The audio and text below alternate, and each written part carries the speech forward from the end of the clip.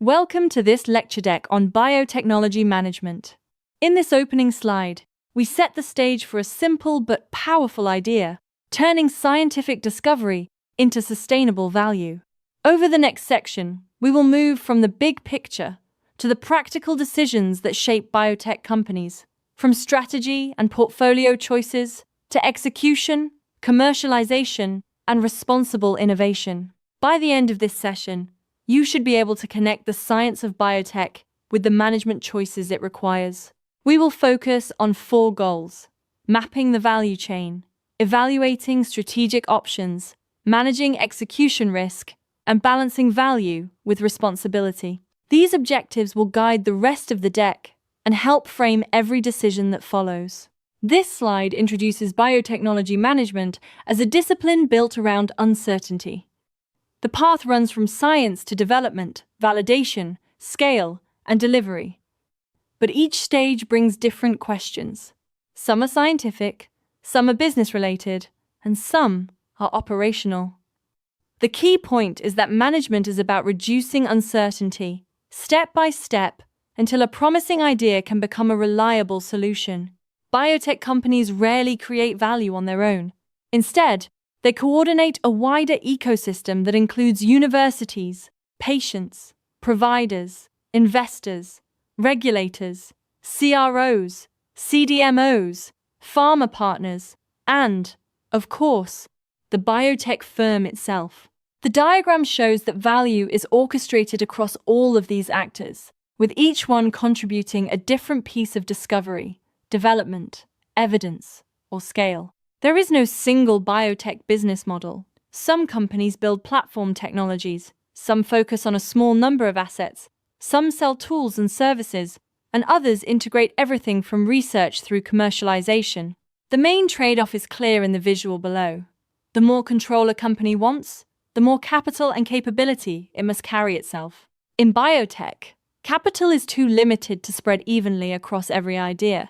This portfolio view shows that programs vary in both technical confidence and strategic value, so managers must decide where to invest, where to learn, and where to stop.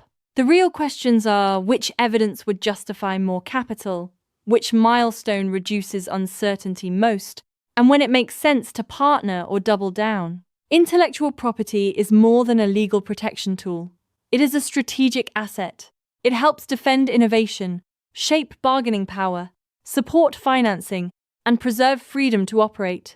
The 4 steps here remind us that IP strategy is not just about patents, but also about positioning, partnership design, and ongoing monitoring of competitors and expiration timing. Development strategy in biotech is really an evidence strategy. The slide moves from discovery to post-market learning to show that the central question is not how fast we can go, but what evidence is needed next. Good program governance uses clear decision rules so teams can advance, pause, redesign, partner, or stop with discipline. Financing has to match the company's stage and risk profile.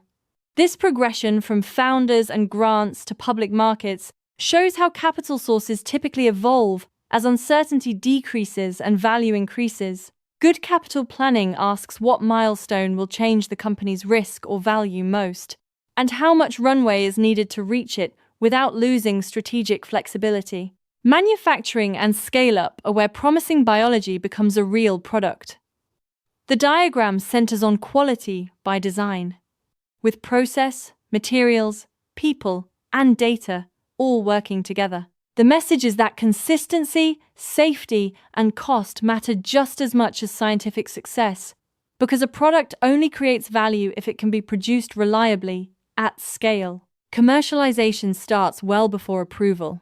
This slide shows the full chain from clinical value to economic value, adoption, and access. It is not enough to prove that a therapy works. The company also has to show why it matters, why anyone should pay for it, how it fits into real workflows, and whether patients can actually obtain it. Leading a biotech organization means combining deep functional expertise with fast cross-functional governance. The left side shows the specialized core disciplines, while the right side shows the decisions that must be coordinated across them. Effective leadership depends on translating among scientific, regulatory, operational, financial, and patient perspectives without losing nuance. In biotech, trust is as important as technology. This slide highlights the 4 ethical dimensions that shape responsible innovation: safety, consent and data, equity and access, and transparency. The broader lesson is that managers must ask not only whether something can be done, but also whether it should be done, and under what conditions. This in-class case puts the ideas into practice through Novacell Bio, a fictional company facing a realistic strategic decision. The program shows early promise, but manufacturing is variable, cash is limited, and a partner is interested. The discussion asks you to weigh the biggest uncertainty, choose the next milestone, and decide whether the company should advance, partner, or pause. To close, the main takeaway is that biotechnology management is about making high-quality decisions in a field where science, markets, and evidence are still evolving. The strongest leaders manage uncertainty, align strategy across functions, build only the capabilities that truly matter, and create value responsibly. The final question is, which capability matters most when a great biotech idea becomes a real-world solution?